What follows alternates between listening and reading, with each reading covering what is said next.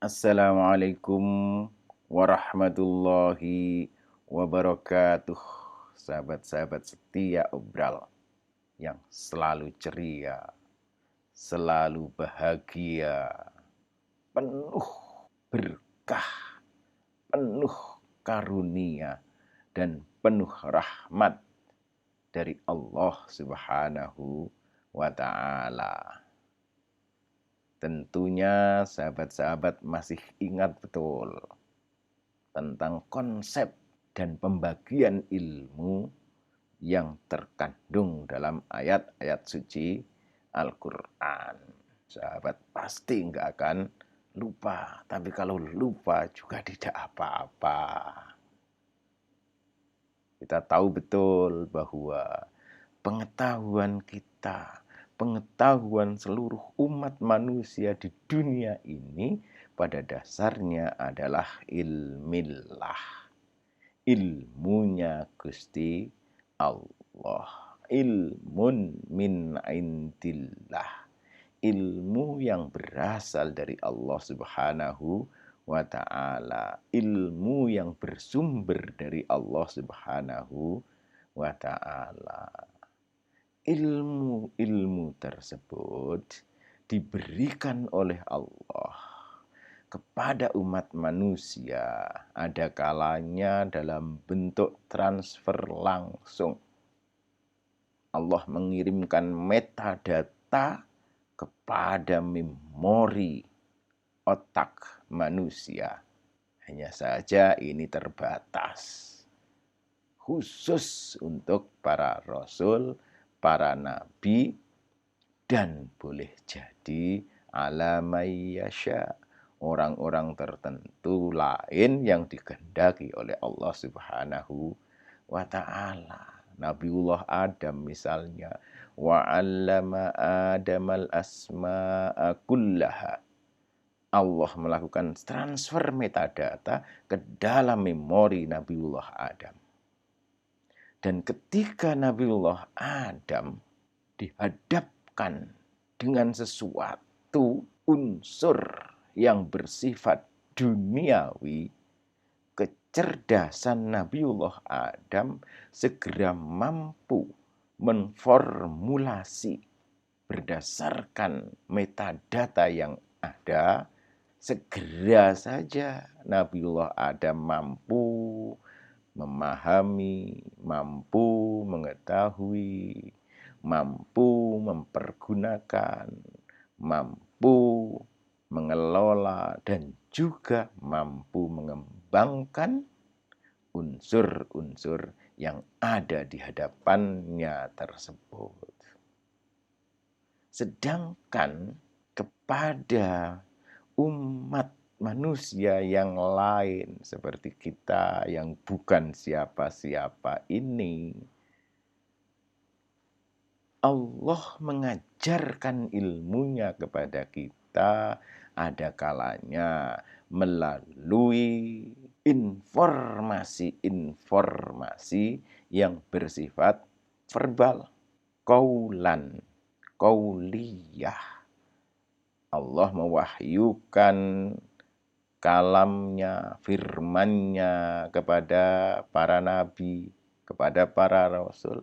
Dan para rasul kemudian menyampaikan informasi tersebut kepada seluruh umat manusia. Allah menyampaikan informasinya secara verbal kepada Nabi Muhammad berupa ayat-ayat Al-Quran, dan kemudian Nabi Muhammad menyampaikan ayat-ayat tersebut kepada seluruh umat manusia. Berdasarkan ayat-ayat tersebut, kita mampu menarik kesimpulan, menarik pemahaman, dan kemudian memperoleh pengetahuan tentang apa saja yang memang kita dialogkan, memang kita tekuni. Ada kalanya Allah juga mengirimkan informasi pengetahuan tersebut dalam bentuk non-verbal, kaunan, tanda-tanda. Allah menggambarkan seluruh hal yang ada di dunia ini semuanya memiliki habitus tertentu, memiliki sifat-sifat tertentu, sistem kehidupan, sistem gerak tertentu yang kemudian kita kenal dengan sunnatullah atau hukum alam. Kalau kemudian kita mengarahkan pikiran kita untuk memahami dan mengetahui hukum-hukum alam tersebut, menyerap pengetahuan Allah tersebut yang telah diajarkan kepada kita melalui informasi-informasi non-verbal.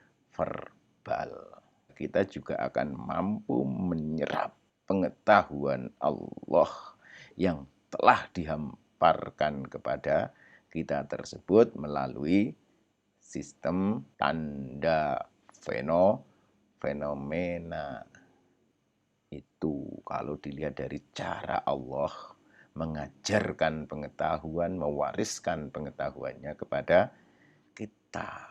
Dari obrolan kita yang lalu, kita mengetahui bahwa pengetahuan Allah yang diberikan kepada kita itu ada kalanya syahadah, ada kalanya bersifat indrawi, empiris, rasional, logis.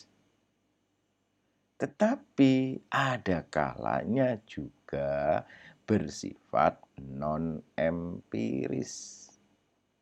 Nggak logis, nggak rasional. Yang disebut dengan ilmul ghaib. Dari segi sifatnya. Nah, dari segi objek, ruang lingkup ilmu pengetahuan yang diwariskan, yang diajarkan oleh Allah kepada kita, kita juga kemarin telah menemukan 4 jenis, 4 bentuk ilmu pengetahuan yang diajarkan oleh Allah kepada umat manusia. Yang pertama ilmu kitab, yang kedua ilmu sa'ah, yang ketiga ilmu ghaib, dan yang keempat ilmu yakin. Apa sih maksud dari keempat jenis pengetahuan tersebut? Yuk, temani saya ngobrol sampai selesai. Insya Allah ada berkah. Insya Allah ada inspirasi. Insya Allah juga ada imajinasi yang mampu membangkitkan potensi intelektual kita sehingga menjadi semakin meningkat, berkembang, dan berkembang lagi. Bismillah, alhamdulillah, wassalatu wassalamu ala rasulillah Muhammadin wa ala alihi wa sahbihi ajma'in. Rabbi syrah li sadri wa yassir li amri wahlul 'uqdatam min lisani yafqahu qawli waj'al li waziram min ahli.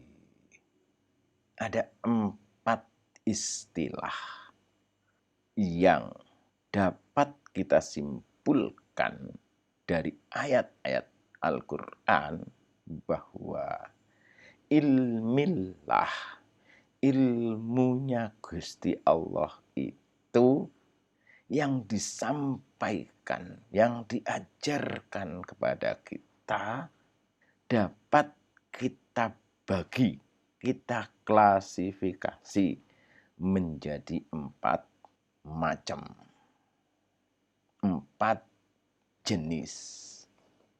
Jenis yang pertama adalah ilmul kitab, ilmun minal kitab, sebagaimana dinyatakan oleh Allah dalam surat Ar-Ra'd ayat ke-13. Wa yaqulul ladzina kafaru lasta mursala qul kafa billahi syahidam baini wa bainakum wa man indahu ilmul kitab. Orang-orang kafir itu berkata kepada Nabi Muhammad, engkau itu bukan seorang rasul. Terhadap tudingan tersebut, Allah kemudian memberi wahyu kepada Nabiullah Muhammad. Kul, katakan ya Muhammad, kafa billahi, cukup hanya dengan Allah, syahidam baini wa bainakum, menjadi saksi antara saya dan engkau tentang kebenaran bahwa saya adalah utusan Allah. Dan juga waman indahu ilmul kitab, ada saksi lain, man indahu ilmul kitab, orang yang memiliki pengetahuan tentang kitab. Kira-kira pengetahuan tentang kitab itu pengetahuan tentang apa saja? Ya sudah pasti pengetahuan tentang ayat-ayat, pengetahuan Allah yang diajarkan kepada kita umat manusia yang bersumber dari kitabullah, dari Al-Quran. Yang pertama sudah barang tentu adalah wahdaniyatullah, keesaan Allah. Ismullah, namanya Gusti Allah, zatnya Gusti Allah. Semua diajarkan oleh Allah melalui kitab suci Al-Quran. Yang kedua, apalagi al-ibadah, bagaimana cara beribadah kepada Allah Subhanahu wa ta'ala. Yang ketiga, sudah barang tentu tentang Rasulullah, bahwa Muhammad adalah utusan Allah, dan juga tentang kitabullah, kitab-kitab Allah selain Al-Quran, apa saja sih? Dan karakteristik dari masing-masing kitab tersebut, kepada siapa kitab-kitab tersebut ditujukan, diajarkan juga oleh Allah dalam ayat-ayat suci Al-Quran. Di dalam ayat-ayat Al-Quran, kita juga mampu mewarisi pengetahuan Allah tentang akhlak, etika yang seharusnya dimiliki oleh orang-orang, oleh manusia, agar dia benar-benar mampu menjadi makhluk yang paling mulia. Selanjutnya tentang apa? Melalui ayat-ayat Allah yang telah diwahyukan kepada Nabi Muhammad untuk kita semua, kita juga mampu memiliki pengetahuan tentang al-akhirah, tentang akhirat dan hal-hal yang ada di dalamnya terkait dengan hal-hal yang bersifat eskatologis. Dan melalui ayat-ayat suci Al-Quran, kita juga mampu memiliki pengetahuan tentang sistem kehidupan sosial yang baik dalam kehidupan keseharian kita di dunia ini. Ini adalah ruang lingkup dari ilmu kitab, ilmun minal kitab. Satu. Jenis ilmu yang kedua adalah ilmu sa'ah. Ilmu as-sa'ah. Istilah sa'ah itu sendiri di dalam ayat-ayat suci Al-Quran seringkali digunakan oleh Allah Subhanahu wa taala dalam pengertian yaumul qiyamah, hari kiamat, dan tanda-tanda akan datangnya hari kiamat. Sedangkan sebagai sebuah istilah dalam bentuk susunan idhofah, ilmu sa'ah, istilah tersebut digunakan secara tegas di dalam Al-Quran pada surat Luqman ayat 34. Innallaha indahu ilmu sa'ah. Dalam Fusilat ayat 47. Ilaihi yuraddu ilmu sa'ah. Dalam surat Zukhruf ayat 85. Wa indahu ilmu sa'ah. Sedangkan dalam surat Zukhruf ayat 61 digunakan istilah dalam bentuk yang lain. Wa innahu la ilmun lis-sa'ah. Kalau kemudian kita berkaca bahwa kata sa'ah itu seringkali digunakan oleh Allah dalam ayat-ayat Al-Quran dalam pengertian hari kiamat dan tanda-tanda akan datangnya hari kiamat, maka berarti ilmu sa'ah adalah ilmu tentang tanda-tanda datangnya hari kiamat. Dan hari kiamat itu sendiri. Tetapi kalau kemudian kita cermati lagi bahwa kata ilmu sa'ah seringkali disandingkan dengan pengetahuan-pengetahuan lain. Seperti kalau dalam surat Luqman ayat 34. Ilmu sa'ah kemudian dibarengi dengan wa yunazzilul ghaitha. Allah menurunkan hujan. Wa ya'lamu ma fil arham. Allah mengetahui apa saja yang terkandung di dalam rahim, dalam kandungan. Wa ma tadri nafsum madza taksibu ghadan. Allah juga mengetahui apa yang menimpa seseorang pada masa yang akan datang. Nasibnya bagaimana, kehidupannya seperti apa. Dan juga wa ma tadri nafsum bi ayyi ardin tamut.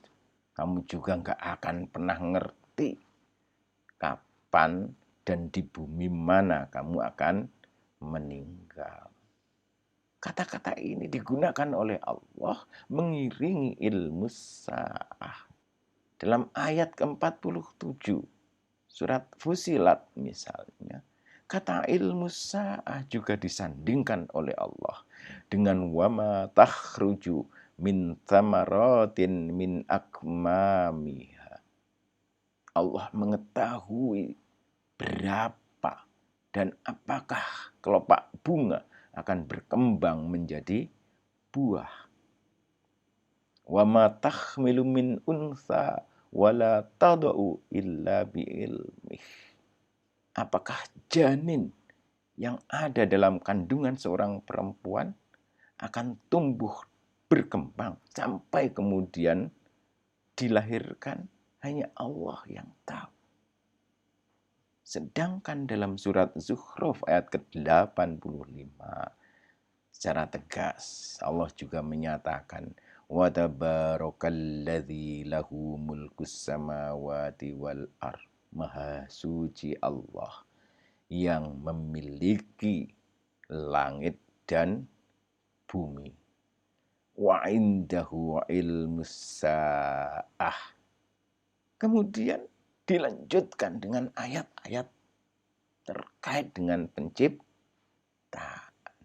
Melihat korelasi seperti ini, boleh jadi ilmu sa'ah itu adalah pengetahuan tentang hari kiamat, tanda-tanda datangnya hari kiamat, dan juga termasuk di dalamnya proses penciptaan, unsur dan bentuk-bentuk penciptaan, serta perkembangan alam semesta ini. Karenanya saya lebih suka memberi makna apa itu ilmu sa'ah. Ilmu sa'ah adalah natural sciences, ilmu-ilmu alam atau sains. Ada ilmu biologi, ada ilmu fisika, ada ilmu astronomi. Semuanya masuk dalam kategori ilmu sa'ah. Yang ketiga, ilmu ghaib. Kata al-ghaib, yang gaib, seringkali di dalam Al-Quran dikontradiksikan dengan asyahadah, yang tampak, yang nyata. Seperti dalam surat Hasyr ayat 22, alimul ghaibi wasyahadah. Allah yang maha mengetahui tentang yang gaib dan yang nyata. Persoalannya adalah apa yang dimaksud dengan yang gaib itu? Dalam beberapa ayat-ayat yang lain kita dapati pemahaman bahwa yang gaib itu adalah ma la ya'lamu fis samawati wala fil ar. Segala hal yang tidak bisa diketahui, baik yang ada di langit ataupun yang ada di bumi ini. Seperti yang tertera dalam surat Yunus ayat 18. Sedangkan dalam surat Al-Baqarah ayat 33 kita bisa juga menyimpulkan bahwa termasuk yang gaib itu adalah ma kuntum taktumun. Apa saja yang engkau sembunyikan, tidak engkau katakan terus terang. Sedangkan di dalam surat-surat yang lain, dalam surat Ali Imran ayat 33 sampai 55 misalnya, kita juga bisa mengambil kesimpulan bahwa apa itu yang gaib itu? Yang gaib itu adalah cerita-cerita tentang Ashabul Kahfi, cerita-cerita tentang masa silam, seperti cerita tentang Nabiullah Zakaria, cerita tentang Siti Maryam, cerita tentang Nabi Isa alaihis salam. Termasuk juga kalau kemudian kita kembali pada surat Al-Baqarah tadi, termasuk dalam materi yang gaib adalah prediksi-prediksi tentang kehidupan manusia pada masa yang akan datang. Berdasarkan ayat-ayat tersebut, apa itu ilmu gaib?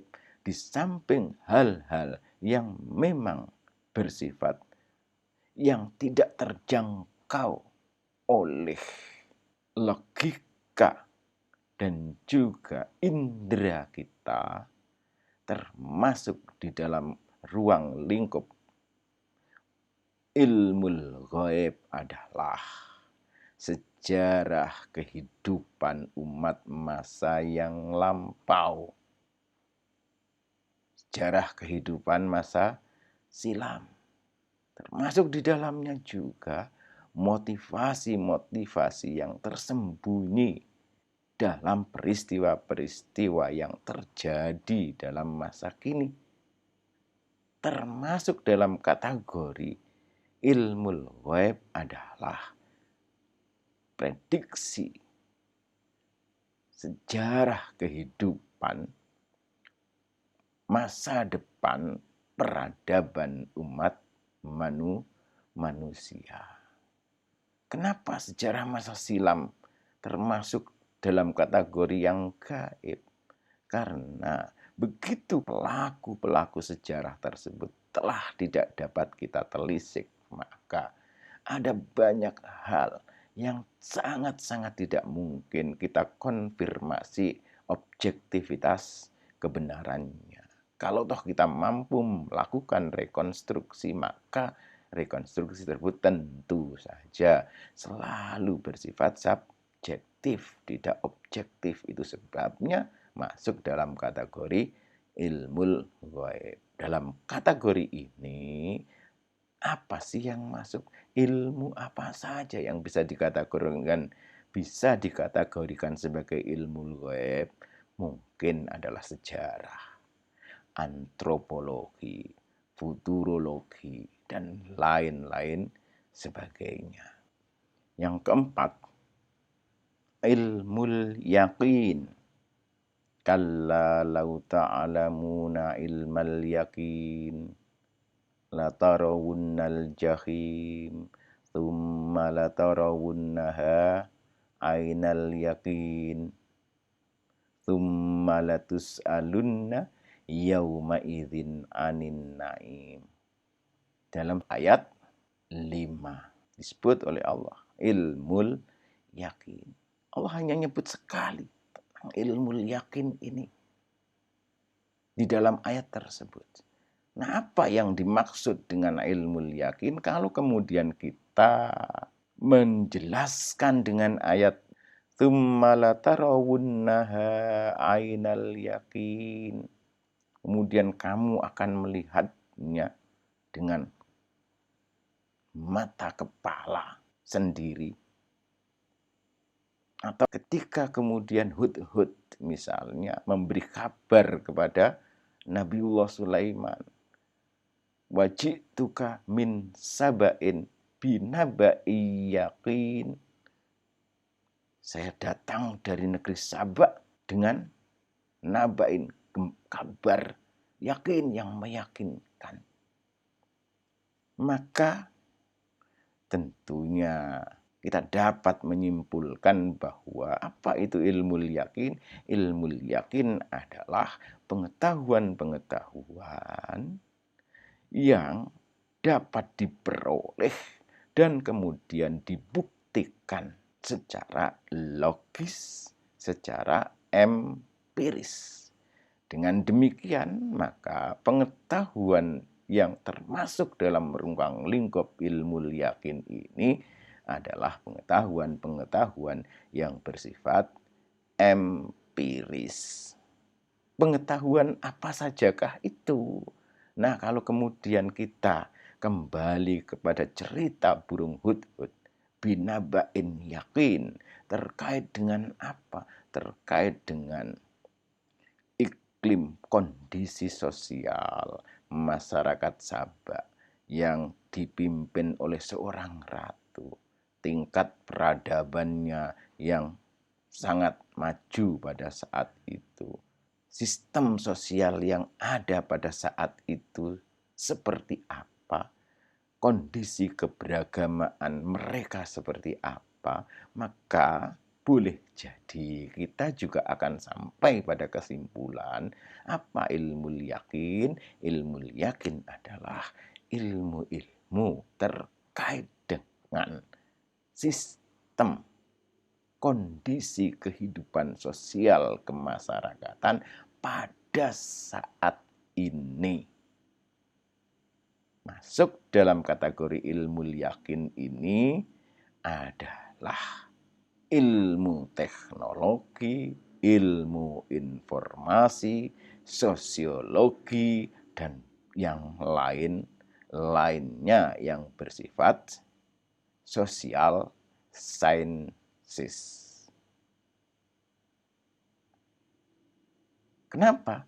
Karena karakter dari ilmu yakin ini adalah pengetahuan yang bisa didapatkan dan dibuktikan melalui bukti-bukti empiris, dan yang kedua adalah dengan bukti-bukti yang bersifat logis.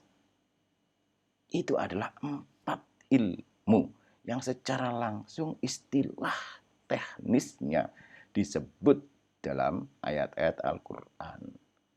Loh, kok nggak ada ilmu din? Ya memang kita tidak menemukan adanya istilah ilmu din, ilmu agama. Yang ada konsep-konsep istilah-istilah ilmu dalam Al-Quran ya itu tadi. Ilmu kitab, ilmu sa'ah, ilmu ghaib, dan ilmu yakin.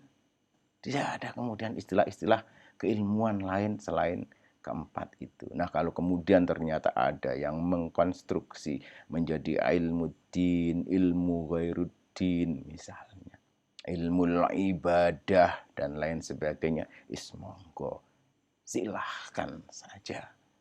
Karena memang pokok-pokok keilmuannya disebutkan ada dalam informasi-informasi yang terkandung di dalam ayat-ayat suci Al-Quran. Cukup sekian, moga-moga ada manfaatnya. Wallahu a'lam bishawab. Wassalamualaikum warahmatullahi wabarakatuh.